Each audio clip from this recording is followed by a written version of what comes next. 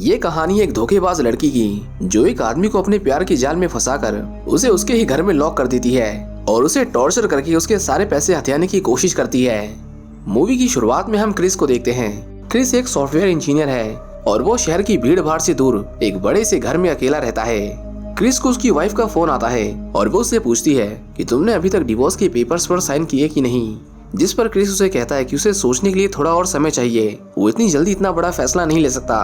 Chris उसे कहता है कि अब तो मैंने तुम्हारे लिए अपनी कंपनी भी बेच दी है, कम से कम अब तो मेरे साथ रहो। पर जेमी को पता था कि उसने ये काम सिर्फ और सिर्फ पैसों के लिए किया है, न कि उसके लिए। जेमी ने उसे डिवोर्स देने का मन बना लिया था और क्रिस इस बात से काफी टूट गया था। उसकी बेटी जेमी से कहती है कि आप डैड से प्यार नहीं करती, इसलिए उन्हें छोड़ रही हैं। पर जेमी अपनी बेटी को समझाती है कि जरूरी नहीं है कि अगर दो लोग साथ नहीं हैं तो वो एक दूसरे से प्यार भी ना करें। उनके रिश्ते में इतनी बड़ी दरार का कारण था क्रिस की कंपनी, जिसमें वो अपना सारा टाइम इन्वेस्ट करता था और जेमी को बिल्कुल टाइम नहीं देता था। एक रात क्रिस घर का कुछ सामान लेने के लिए पास के ग्रोसरी स्टोर जाता है। क्रिस वहाँ शॉपिंग कर ही रहा था कि तभी उसे वहाँ एक लड़की दिखाई देती है जो पूरी भीगी हुई थी। इस लड़की का नाम स्काई है और वो यहाँ वाइन लेने आई थी। स्काई को पता नहीं था कितनी सारी वाइन्स की बोतल में सबसे बेस्ट वाली कौन सी है। वहाँ आसपास कोई नहीं था, इसलिए वो क्रिस से मदद मांगती है। एक अच्छे आदमी की तरह क्रिस भी उसकी मदद कर देता है और दोनों में काफी होलसम बातें होती हैं। बाद में जब क्रिस अपने घर जा रहा था तभी वो देखता है कि स्काई स्टोर के बाहर खड़ी होकर परेशान हो रही थी। पूछने पर उसे पता चलता है कि बारिश की वजह से उसकी टैक्सी कैंसिल हो गई है और स्काई के पास उसके घर तक जाने के लिए कोई व्हीकल भी नहीं था। क्रिस उसे लिफ्ट ऑफर करता है और कहता है कि चलिए मैं आपको आपके घर छोड़ देता हूँ। रास्ते में स्काई क्रिस को उसकी रूममेट लीसा के बारे में बताती है। वो कहती है कि उसकी रूममेट नशा करती है और पता नहीं अगर वो इतनी रात को उसके रूम में गई तो वो कैसे रिएक्ट करेगी। क्रिस उसे कहता है कि कोई बात नहीं, तुम कुछ घंटों के लिए मेरे घर रह सकती हो और सवेरे तुम वापस आ जाना। लेकिन स्काई उससे कहती है कि नहीं, वैसे भी तुमने मेरी काफी मदद कर दी है, अब वो उसे और परेशान नहीं कर सकती। स्काई जब अपने घर में जा रही थी तभी उसे अंदर से उसके रूममेट के चिल्लाने की आवाज आती है। वो डर के मारे अंदर नहीं जाती और फैसला करती है कि वो कुछ घंटे बाहर ही रहेगी। क्रिस देख रहा था कि वो अंदर नहीं जा रही, इसलिए वो उसके पास आता है और उसे एक बार फिर से उसके साथ चलने का ऑफर देता है।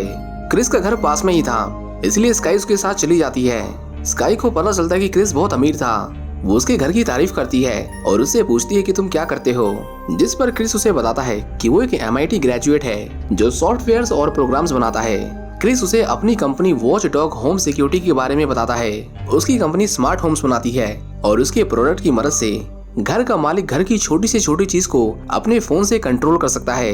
क्रिस उसे अपनी वाइन की कलेक्शन को दिखाता है। उसके पास हजारों वाइन्स बोतल थी जिनकी कीमत लाखों डॉलर्स थी, जिसे देखकर स्काई उससे काफी इम्प्रेस हो जाती है। वो दोनों उस रात ढेर सारी शराब पीते हैं और उन्हें बातें करते करते रात को 2 बज जाते हैं। स्काई क्रिस को कहती है कि अब तक लीसा सो गई होगी, मैं अब घर जा सकती हूँ। लेकिन क्रिस उसे थोड़ी देर और रुकने के लिए कहता है। हम देखते हैं कि दोनों के बीच में नजदीकियां बहुत बढ़ गई थी और वो एक दूसरे को किस करने लगते हैं। अगली सुबह स्काई अपने घर चली जाती है। हम यहाँ उसके होम ओनर रोनाल्ड को देखते हैं जो किराया न मिलने पर उससे बहुत गुस्सा था। लीसा स्काई से पूछती है कि कल रात तुम कहाँ थी और तुमने मेरी कॉल्स और मैसेजेस का जवाब क्यों नहीं दिया। स्काई देखती है कि उसकी गैर मौजूदगी में लीसा उसकी कमरे में गई थी। उसे ये बिल्कुल पसंद नहीं आता और वो लीसा को उसके मैटर से दूर रहने को कहती है। यहाँ हमें पता चलता है कि लीसा स्काई की गर्लफ्रेंड थी और वो उसके घर में महीनों से बिना किराया दिए रह रही थी। लीसा कहती है कि अगर तुम मुझसे इसी तरह चीजें छुपाती रहोगी तो हम दोनों के साथ रहने का फायदा क्या है। लेकिन स्काई अभी इसके बारे में बात नहीं करना चाहती थी, इसलिए वो खुद को रूम में बंद कर लेती है। वहीं दूसरी तरफ क्रिस भी अपनी रोजमर्रा की जिंदगी में वापस लौट आया था। उसे अपनी बेटी की बहुत याद आ रही थी जो शायद डिवोर्स के बाद उससे अलग हो जाती। अपने मन को हल्का करने के लिए वो बार में जाता है और इत्तेफाक से यहाँ उसे स्काइलर दोबारा मिल जाती है। क्रिस उसे कहता है कि मैं तुम्हारे घर भी गया था लेकिन तुम वहाँ मिली नहीं, जिस पर स्काई उसे कहती है कि क्या तुम मेरा पीछा कर रहे थे। क्रिस हंसते हंसते कहता है कि नहीं, दरअसल मेरी एक्स वाइफ ने मुझे मूव ऑन होने के लिए कहा है और मैं तरीके ढूंढ रहा था लाइफ में मूव ऑन करने के। स्काई से बात करने के बाद क्रिस थोड़ा अच्छा महसूस कर रहा था और वो दोनों पैदल वॉक पर जाते हैं। क्रिस जब अपनी कार के पास पहुंचता है तो वो देखता है कि एक आदमी उसकी कार को चोरी करने की कोशिश कर रहा था। वो उसे ऐसा करने से मना करता है, लेकिन तभी स्काई उसके ऊपर बियर की बोतल से हमला करती है, जिसके बाद गुस्से में आकर वो चोर क्रिस का पैर तोड़कर वहाँ से भाग जाता है। स्काई क्रिस से उसके किए के लिए माफी मांगती है, पर क्रिस उसे कहता है कि उसने कुछ गलत नहीं किया और वैसे भी अगर बुरा होने वाला होता है तो वो हो ही जाता है। क्रिस चाहता तो अपनी देखभाल के लिए वो एक नर्स अपॉइंट कर सकता था, लेकिन वो स्काई को उसके साथ रहने को कहता है और कहता है कि तुम अपनी रूममेट को छोड़कर मेरे घर में शिफ्ट हो जाओ। क्रिस उसे घर के सिक्योरिटी कोड्स देता है ताकि उसके ना होने पर स्काई को घर में आने में परेशानी ना हो। वहीं दूसरी तरफ रोनाल्ड लिसा से मिलने जाता है। वो कहता है कि तुम स्काई के आने से पहले काफी खुश रहा करती थी, लेकिन अब तुमने उसे ही अपनी जिंदगी बना लिया है और ये उसके लिए ठीक नहीं। स्काई जब अपना सामान लेने के लिए लिसा के पास आती है तो रोनाल्ड उससे अपना किराया मांगता है और उसे कहता है कि अगर तुमने मेरे पैसे नहीं दिए तो मैं तुम दोनों को यहाँ से निकाल दूंगा। स्काई रोनाल्ड को ब्लैकमेल करते हुए कहती है कि मुझे पता है कि तुम देर रात को मेरे कमरे में झांकते हो और अगर तुमने मुझे इस घर से निकाला तो मैं तुम्हारी हरकतों के बारे में पूरे मोहल्ले को बता दूंगी। जिसके बाद रोनाल्ड का मुंह बंद हो जाता है। लिसा को जब पता चलता है कि स्काई उसे छोड़कर जा रही है तो वो बहुत परेशान हो जाती है। इतने महीनों से साथ में रहने की वजह से वो स्काई के ऊपर इमोशनली डिपेंडेंट हो गई थी। या तो उसे ड्रग्स चाहिए था या फिर स्काई, और दोनों ही उसकी जिंदगी को बर्बाद कर रहे थे। लिसा अनस्टेबल होने लगती है पर वो दोनों किस करते हैं और स्काई उससे वादा करती है कि वो उसे कभी छोड़कर नहीं जाएगी। स्काई क्रिस के घर जाती है लेकिन वो लिसा के बारे में उसे कुछ नहीं बताती। वो दोनों एक दूसरे की कंपनी बहुत एंजॉय कर रहे थे और क्रिस बहुत दिनों के बाद इतना खुश नजर आ रहा था। इसी बीच जैमी उसे कॉल करती है लेकिन वो उसकी कॉल्स पिकअप नहीं करता। स्काई जब क्रिस को उसकी दवाइयां दे रही थी तो क्रिस उसे आई लव यू कहता है, पर स्काई को लगा कि ये बस उस दवाइयों का असर है और कल क्रिस अपनी कही हुई बातें भूल जाएगा। लेकिन क्रिस अपनी बातों को लेकर सच में सीरियस था। अगले दिन रोनाल्ड लिसा के घर जाता है। उसे उसका किराया चाहिए था और आज वो इस मैटर को फुल एंड फाइनल करना चाहता था। रोनाल्ड काफी देर से दरवाजा खटखटाता है लेकिन उसे अंदर से कोई जवाब नहीं आता। वो जब उसके घर में जाता है तो वहाँ उसे लिसा की लाश दिखाई देती है जिसने अपनी नसें काटकर आत्महत्या कर ली थी। कुछ ही देर में पुलिस लिसा के सुसाइड पर अपनी इन्वेस्टिगेशन चालू कर देती है। रोनाल्ड उन्हें बताता है कि लिसा के साथ उसकी गर्लफ्रेंड स्काई भी रहती थी, लेकिन जब पुलिस अपने रिकॉर्ड चेक करती है तो उन्हें स्काई नाम की लड़की की कोई आइडेंटिटी नहीं मिलती। स्काई रातों रात कहीं गायब हो गई थी और उसके होने की पुलिस के पास कोई ठोस सबूत नहीं थे। क्रिस जब अपनी वाइफ का कॉल पिकअप करता है तो वो उसे बताता है कि एक छोटे से एक्सीडेंट की वजह से उसके पैर में फ्रैक्चर आ गया है और वो कहीं आ जा नहीं सकता, इसलिए उसे डिवोर्स पेपर पर साइन करने के लिए थोड़ा और समय चाहिए। क्रिस उसे स्काई के बारे में कुछ नहीं बताता, पर जैमी उसके लिए थोड़ा परेशान थी, इसीलिए वो उसे कहती है कि नेक्स्ट फ्राइडे वो उससे मिलने आएगी। स्काई जब नहा रही थी तो क्रिस की नजर उसके पर्स पर जाती है। उसके अंदर वो लिसा की फोटो देखता है, लेकिन तभी स्काई उसे उसकी पर्स में ताका झाकी करते हुए देख लेती है। क्रिस अपनी इस हरकत के लिए बहुत शर्मिंदा था, पर स्काई उसकी इस बात का बुरा नहीं मानती। वो दोनों उस दिन भी इंटीमेट होते हैं और स्काई ने क्रिस का भरोसा पूरी तरह से जीत लिया था।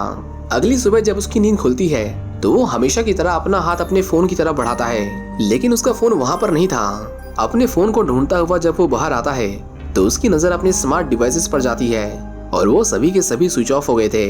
क्रिस टीवी पर न्यूज देखता है और उसे पता चलता है कि स्काई की रूममेट यानी लिसा मर चुकी है।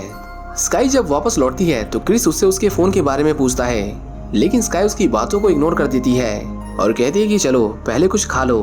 क्रिस को एक जरूरी कॉल करना था जिसके लिए स्काई उसे अपना फोन देने को तैयार थी, लेकिन वो चाहती थी कि क्रिस पहले कुछ खा ले। स्काई उससे पूछती है कि क्या हुआ, तुम इतने परेशान क्यों हो, जिसके बाद क्रिस उसे लिसा के बारे में बताता है और कहता है कि तुम्हारे रूममेट को किसी ने मार दिया है। लेकिन ये सुनने के बाद भी स्काई बिल्कुल भी रिएक्ट नहीं करती। क्रिस उसे पुलिस को फोन करने को कहता है, जिस पर स्काई उसे कहती है कि क्या मैं पागल हूँ जो पुलिस को फोन करूंगी, मुझे पता है कि उसे किसने मारा है। यहाँ क्रिस को पता चलता है कि स्काई ने ही उसे मारा था क्योंकि वो उसे उसके घर में शिफ्ट होने से रोक रही थी। स्काई उसे बताती है कि मुझे वो लड़की बिल्कुल पसंद नहीं थी, लेकिन उसके साथ रहना मेरी मजबूरी थी क्योंकि उसके अपार्टमेंट से तुम्हारा घर साफ साफ दिखाई देता था। क्रिस को पता चलता है कि स्काई पिछले 2 महीनों से उसके ऊपर नजर रख रही थी। उसे क्रिस के बारे में सब कुछ पता था, वो कब जागता है, कब सोता है, कब बाहर जाता है और सबसे जरूरी बात, वो ज्यादातर अकेले रहता है। उसके घर में कोई आता जाता नहीं था और इन सब आदतों की वजह से क्रिस उसके लिए परफेक्ट टारगेट बन गया था और शुरुआत से ये उसे फंसाने की चाल थी। क्रिस उस पर हमला करके वहां से भागने की कोशिश करता है, लेकिन स्काई उसे टीजर गन से बेहोश कर देती है। दूसरी ओर रोनाल्ड जब अपने अपार्टमेंट को साफ करने के लिए स्काई के रूम में जाता है तो उसे वहां पर एक टेलीस्कोप दिखाई देता है जिसकी मदद से स्काई क्रिस पर नजर रखा करती थी।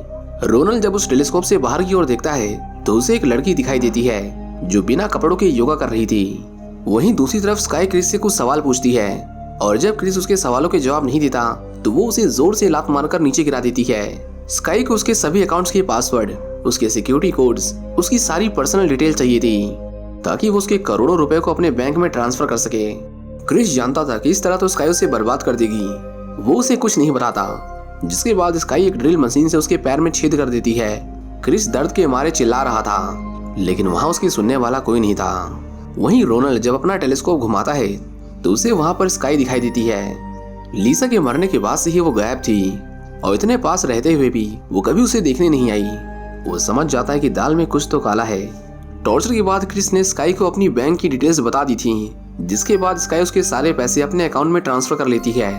अभी तो उसने क्रिस को लूटने की शुरुआत ही की थी। वो चाहती थी कि क्रिस अपने बैंकर और ब्रोकर से बात करके अपने करोड़ों के शेयर को बेचकर उससे मिलने वाले पैसे को भी उसकी फेक कंपनी में ट्रांसफर कर दे। वीडियो कॉल पर क्रिस का ठीक दिखना बहुत जरूरी था, नहीं तो लोगों को उसके ऊपर शक हो जाता। स्काई जब उसके हाथ खोल रही थी तभी क्रिस उस पर हमला कर देता है और उसे मारने की कोशिश करता है, लेकिन स्काई एक सीजर से उस पर हमला करके उसे बुरी तरह से घायल कर देती है। वो क्रिस को उसके बीवी और बच्चे की लाइव फुटेज दिखाती है और कहती है कि अगर उसने दोबारा हमला किया तो मेरे आदमी उन दोनों को मार देंगे। स्काई उसके घर के इंटरनेट कनेक्शन और टेलीफोन वायर को काट देती है, जिसके बाद क्रिस के पास मदद की कोई उम्मीद नहीं बचती। क्रिस का घर भी सोने की खदान से कम नहीं था। स्काई उसके घर के सभी कीमती चीजों की फोटो खींचकर उसे ब्लैक मार्केट में बेच देती है, जिसके बदले उसे ढेर सारे पैसे मिलते हैं। एक आदमी उन सभी चीजों को पिकअप करने आता है और हम देखते हैं कि ये वही आदमी था जिसने उस रात क्रिस का पैर तोड़ा था। उसने क्रिस को उसकी व्हील चेयर से बांधकर उसे लाचार बना दिया था और उसकी मदद करने वाला कोई नहीं था सिवाय उसकी वाइफ के, जो फ्राइडे को उससे मिलने आने वाली थी, जिसके बारे में स्काई को कानों कान खबर नहीं थी। रोनाल्ड जो हर रोज स्काई पर नजर रख रहा था, वो एक दिन उससे मिलने जाता है। काफी देर तक आवाज लगाने के बाद जब उसे कोई जवाब नहीं आता तो वो खिड़की तोड़कर अंदर घुस जाता है और देखता है कि स्काई ने तो घर के मालिक को ही घर में बंदी बना दिया था। घर में लगे सिक्योरिटी सिस्टम से स्काई को पता चल गया था कि रोनाल्ड ने उसे ढूंढ लिया है, जिसके बाद वो घर की तरफ वापस मुड़ जाती है। बजाय कि तुरंत उसकी मदद करने के, रोनाल्ड क्रिस का मजाक उड़ाता है और उसे कहता है कि तुम लोगों का पैसा ही तुम्हारी सबसे बड़ी कमजोरी होती है। क्रिस उसे तुरंत पुलिस को फोन करने को कहता है क्योंकि स्काई वहां कभी भी आ सकती थी, लेकिन रोनाल्ड उसकी मजबूरी का फायदा उठाना चाहता था और वो उसे रेस्क्यू करने के बदले में उसे ढेर सारे पैसे मांगता है। क्योंकि क्रिस के पास कैश नहीं था, इसलिए वो उसे एक पेंटिंग ले जाने को कहता है जिसकी कीमत $7 मिलियन थी। रोनाल्ड जब उसकी रस्सी काट रहा था तभी वो मॉनिटर में स्काई को देखते हैं, जो वापस लौट आई थी। रोनाल्ड को मारने के लिए उसके हाथ में एक धारदार तलवार थी, जिसे देखकर वो वहां से भागने की कोशिश करता है, पर अफसोस उसने बहुत देर कर दी थी। स्काई उसे मारने के लिए उसका पीछा करती है और इसी बीच क्रिस खुद को छुड़ाने की कोशिश करता है। वो अपने टूटे पैर के साथ किसी तरह कार तक पहुंचता है, लेकिन कार लॉक थी, जिसके बाद वो एक स्नो बाइक लेकर वहां से भाग जाता है। रोनाल्ड स्काई से कहता है कि वो उसके बारे में किसी को नहीं बताएगा, लेकिन फिर भी स्काई उसे मार डालती है। दूसरी तरफ क्रिस, जो भागते भागते बहुत दूर आ गया था, उसकी बाइक एक चट्टान से टकरा जाती है, जिसके बाद वो सीधा सड़क पर आ गिरता है। एक आदमी उसकी मदद करता है और उससे पूछता है कि तुम ठीक तो हो ना, लेकिन क्रिस बहुत घबराया हुआ था। वो उसे तुरंत पुलिस को फोन करने को कहता है। वो आदमी क्रिस को वहां से दूर ले जाता है और पुलिस को फोन लगाता है। क्रिस उन्हें बताता है कि उसके ऊपर एक लड़की ने हमला किया है और उसकी पहचान का इस्तेमाल करके उसने उसके सारे पैसे लूट लिए, पर वो इतना डरा हुआ था कि उसका ध्यान इस बात पर बिल्कुल नहीं जाता कि वो आदमी उसे कहाँ ले जा रहा था। हम देखते हैं कि क्रिस फिर से अपने घर पहुंच गया था और वो फोन पर पुलिस से नहीं बल्कि स्काई से बात कर रहा था। इस आदमी का नाम सेबेस्टियन है और ये भी स्काई के साथ मिला हुआ था। उन्होंने क्रिस को फिर से पकड़ लिया था और अब तो क्रिस ने यहाँ से जिंदा बचकर निकलने की उम्मीद ही खो दी थी। सेबेस्टियन ने ही स्काई को सारे पैतरे सिखाए थे और इन सब का मास्टरमाइंड वही था। वो दोनों क्रिस को बांधकर ऊपर वाले कमरे में इंटीमेट होते हैं और क्रिस अपनी गलती के लिए खुद को कोस रहा था। स्काई क्रिस को कहती है कि तुम मुझे जितना प्यार करते हो, सेबेस्टियन मुझे उसका आधा भी नहीं करता। क्रिस उसे कहता है कि मैं तुमसे प्यार करने लगा था और अगर तुम चाहती तो ये सब तुम्हारा ही होता, लेकिन तुमने मुझे धोखा दिया। उन्होंने क्रिस का सब कुछ छीन लिया था और क्रिस भी उसे यही कहता है कि अब मेरे पास कुछ नहीं है। लेकिन स्काई जानती थी कि वो झूठ बोल रहा है, क्योंकि उसके लॉकर में $14 मिलियन के बॉन्ड रखे हुए थे, जिसे सिर्फ उसके फिंगरप्रिंट से खोला जा सकता था। क्रिस को बस इसीलिए उन्होंने जिंदा रखा था, नहीं तो वो कब का मर चुका होता। लेकिन ज्यादा देर के लिए नहीं, क्योंकि सेबेस्टियन उसका अंगूठा काट लेता है और अब उसकी उल्टी गिनती शुरू हो गई थी। अगले दिन यानी फ्राइडे को, जैसा कि जेमी ने क्रिस से वादा किया था, वो अपनी बेटी के साथ क्रिस से मिलने जाती है। जेमी देखती कि घर की बहुत बुरी हालत थी और फर्श पर खून गिरा हुआ था। इससे पहले वो कुछ समझ पाती, वहाँ स्काई आ जाती है और वो उससे कहती है कि क्रिस अभी सो रहा है और वो उनसे नहीं मिल सकता। जेमी को उसकी बातों से साफ झूठ की बू आ रही थी, लेकिन तभी वहाँ सेबेस्टियन भी आ जाता है और वो उन दोनों को पकड़कर क्रिस के साथ स्टोर रूम में बंद कर देते हैं। जेमी उसकी ये हालत देखकर रोने लगती है, पर क्रिस उन्हें चुप कराता है और कहता है कि हमें यहाँ से जल्दी निकलना होगा। वहीं दूसरी तरफ सेबेस्टियन और स्काई दोनों बैंक में जाते हैं। उनके पास लॉकर को एक्सेस करने के लिए क्रिस का कटा हुआ अंगूठा था। वो जब ऑथेंटिकेशन के लिए फिंगर स्कैन करते हैं तो 5 से 6 बार उसका प्रिंट काम नहीं करता। बैंक को उनके ऊपर शक हो जाता है, लेकिन तभी लॉक खुल जाता है और वो दोनों पकड़े जाने से बाल बाल बचते हैं। वहीं दूसरी तरफ क्रिस ऊपर की तरफ एक एयर वेंट देखता है। उसके अंदर से होते हुए उसकी बेटी बड़े आराम से बाहर जा सकती थी। क्रिस अपनी बेटी को मेन गेट का पासवर्ड बताता है और उसे कहता है कि तुम बाहर जाते ही सारे दरवाजे खोल देना। लेकिन तभी जेमी उसे बताती है कि वो बॉन्ड्स उसके लॉकर में नहीं है। उसने डिवोर्स से पहले उन्हें निकालकर अपने लॉकर में रख लिया था। यहाँ जेमी भी क्रिस के पैसों की लालची थी। उसे डर था कि डिवोर्स के बाद क्रिस उसे उन बॉन्ड्स में उसका आधा हिस्सा नहीं देगा। क्रिस को ये जानकर बहुत बुरा लगता है, पर जेमी उससे माफी मांगती है और कहती है कि उसने ये सब उसके वकील के कहने पर किया था। क्रिस जानता था कि अगर स्काई को बॉन्ड्स नहीं मिले तो वो दोबारा आएगी, और बिल्कुल वैसा ही होता है। सेबेस्टियन देखता है कि लॉकर पूरा खाली था, जिसके बाद वो दोनों गुस्से में एक बार फिर से क्रिस के घर की ओर निकल जाते हैं। स्काई देखती है कि उसकी बेटी ने दरवाजा खोल दिया था, जिसके बाद सेबेस्टियन उसे कहता है कि क्रिस को देखते ही उसे मार देना, हमें बस उसकी वाइफ की जरूरत है। जब वो घर पर पहुंचते हैं तो वहां पर बहुत अंधेरा था। क्रिस को जैसे ही मौका मिलता है वो सेबेस्टियन पर हमला कर देता है और उन दोनों में बहुत फाइट होती है।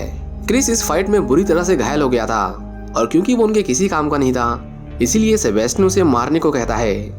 लेकिन स्काई क्रिस को नहीं मारती क्योंकि उसे उससे अजीब सा लगाव हो गया था। स्काई उल्टा सेबेस्टियन को मार देती है क्योंकि वो उसके जैसे आदमी के साथ क्रिस के पैसे बांटना नहीं चाहती थी, पर उसने सेबेस्टियन को गलत समय पर धोखा दिया था। हम देखते हैं कि क्रिस स्काई पर हमला करके उसे बुरी तरह से घायल कर देता है और अब वो अकेली थी। स्काई उन तीनों को ढूंढने की बहुत कोशिश करती है, लेकिन सभी छुप गए थे। क्रिस ने पुलिस को फोन कर दिया था और वो किसी भी समय वहां पहुंच सकते थे। उन्हें बस छुपकर पुलिस के आने का इंतजार करना था।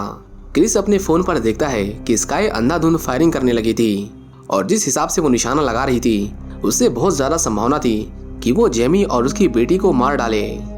उसे रोकने के लिए क्रिस उस पर हमला कर देता है और उन दोनों के बीच में जानलेवा हाथापाई होती है। स्काई ने क्रिस को मार मार कर पूरा लहूलुहान कर दिया था और इससे पहले वो उसे जान से मार डालती, जेमी भी उसके ऊपर टूट पड़ती है और दोनों उसे बहुत मारते हैं। स्काई एक साइकोपैथ थी और वो उन्हें जान से मारने ही वाली थी कि तभी क्रिस की बेटी उस पर गोली चला देती है और स्काई सीधा जमीन पर गिरती है। कुछ देर बाद उन्हें बाहर पुलिस के सायरन की आवाज सुनाई देती है और क्रिस देखता है कि स्काई भी धीरे धीरे अपना दम तोड़ रही थी। वो वहां से जा ही रहा था कि तभी स्काई उसे रोक लेती है और मरने से पहले उसे बताती है कि उसका असली नाम मार्गरेट है। बस इतना कहते ही उसकी सांसें रुक जाती है और वो मर जाती है। इसी के साथ साइको गर्लफ्रेंड की ये कहानी यहीं पर खत्म हो जाती है। उम्मीद करता हूँ कि आपको ये कहानी पसंद आई होगी। Please do subscribe for more videos like this. Thanks for watching and I will see you in the next one.